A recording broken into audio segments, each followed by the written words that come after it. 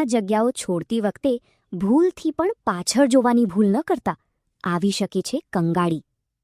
ચાણક્ય નીતિ એ પ્રાચીન ભારતના મહાન આચાર્ય ચાણક્ય દ્વારા લખાયેલા વિચારો અને સિદ્ધાંતોનો અદ્ભુત સંગ્રહ છે. તેને નીતિશાસ્ત્ર પણ કહેવામાં આવે છે, જેમાં જીવનને સાચી દિશા આપવા માટેની વ્યવહારિક શીખ આપવામાં આવી છે. તેમાં વ્યક્તિના વર્તન, સફળતા, સંબંધો, ધન, રાજનીતિ અને જીવન વ્યવસ્થાપન સાથે જોડાયેલી અત્યંત ઊંડી અને મહત્વપૂર્ણ વાતો જણાવવામાં આવી છે. ચાણક્ય નીતિમાં એવી બાબતોનો પણ ખાસ ઉલ્લેખ જોવા મળે છે કે ક્યાંથી પોતાનું કામ પૂરું કરીને પાછા ફરતી વખતે ક્યારેય પાછળ વળીને ન જોવું જોઈએ. એવું માનવામાં આવે છે કે આ જગ્યાઓ પરથી નીકળ્યા બાદ પાછળ જોવાથી નકારાત્મક ઉર્જા તમારી સાથે આવી શકે છે અથવા તમારા કામમાં અડચણ ઊભી થઈ શકે છે. આવો જાણીએ તે 4 સ્થળો વિશે. સ્મશાન ઘાટ કે અંતિમ સંસ્કારમાંથી પરત ફરતી વખતે આ નિયમ સૌથી મહત્વપૂર્ણ માનવામાં આવે છે. જ્યારે કોઈ વ્યક્તિ કોઈના અંતિમ સંસ્કારમાંથી પાછો ફરે છે ત્યારે તેણે સીધા પોતાના ઘર તરફ આગળ વધવું જોઈએ. ભૂલથી પણ પાછળ વળીને ન જોવું જોઈએ. ખરેખર સ્મશાન ભૂમિ પર ભારે માત્રામાં નકારાત્મક ઉર્જા અને શોકનો માહોલ હોય છે. પાછળ વળીને જોવું એ મોહ અથવા તે નકારાત્મકતાની પાછી પોતાની તરફ આકર્ષિત કરવાનું પ્રતીક માનવામાં આવે છે. 2.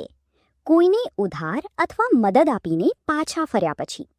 ચાણક્ય નીતિ અનુસાર જો તમે કોઈ જરૂરિયાતમંદને પૈસાની મદદ કરી છે અથવા કોઈને ઉધાર આપ્યું છે તો ત્યાંથી નીકળતી વખતે વારંવાર પાછળ વળીને ન જોવું જોઈએ.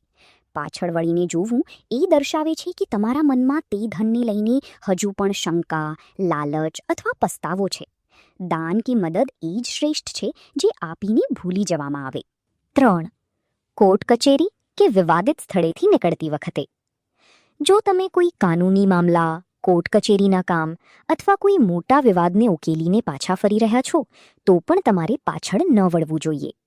ચાણક્ય નીતિ માને છે કે વિવાદિત સ્થળોએથી પાછળ વળીને જોવાનો અર્થ એ છે કે તમે માનસિક રીતે તે શત્રુતા અથવા વિવાદથી હજુ સંપૂર્ણપણે મુક્ત નથી થઈ શક્યા. આ વસ્તુ તમારા મનમાં ફરીથી નકારાત્મક વિચારો પેદા કરી શકે છે. 4. કોઈ દુષ્ટ કે કપટી વ્યક્તિનું ઘર છોડ્યા પછી.